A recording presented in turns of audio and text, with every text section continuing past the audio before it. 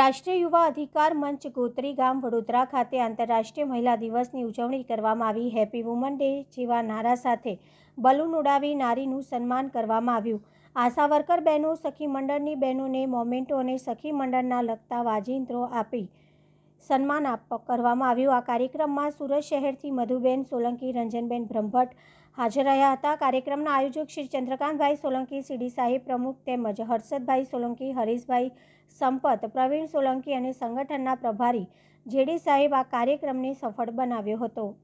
8 March શનિવારે રાષ્ટ્રીય અધિકાર મંચ દ્વારા ઇન્ટરનેશનલ વુમન્સ ડે નિમિત્તે આજે મહિલા સન્માનનો કાર્યક્રમ રાખેલો હતો।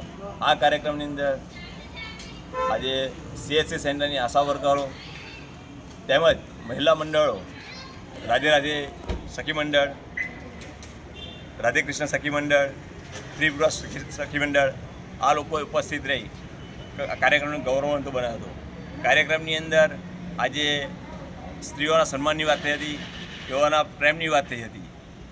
કાર્યક્રમની અંદર આજે જેટલી મહિલાઓ ઉપસ્થિત હતી તેઓ પોતાનું બલિદાન, પ્રેમ સમાજ માટે, દેશ માટે અને પોતાના ઘર કુટુંબ માટે અને પોતાના પતિ, બાળકો, માતા પિતા પ્રત્યેનું ઋણ જે અદા કરવાનું હતું એના માટે ઉપસ્થિત થઈ હતી।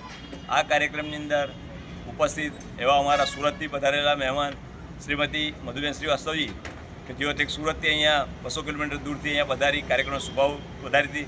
સાથે સાથે જ વડોદરા શહેરના આશા વર્કરની અંદર જે લોકોનું સન્માન કર્યું હતું એવા ચંદ્રિકાબેન ઉપસ્થિત રહ્યા હતા।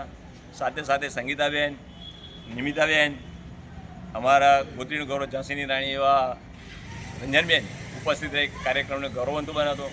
આજે મોટી સંખ્યામાં મહિલાઓ ઉપસ્થિત રહી કાર્યક્રમ જે પરિપૂર્ણ કર્યો એની અંદર હું આપ સૌનો ખૂબ જ ઋણી રહીશ અને આગામી સમયની અંદર નારી શક્તિનું વધુ પ્રદર્શન થાય અને સમાજ અને દેશને નારી શક્તિથી આપણે આગળ એકતા વધારે એવી મારી નમ્ર વિનંતી।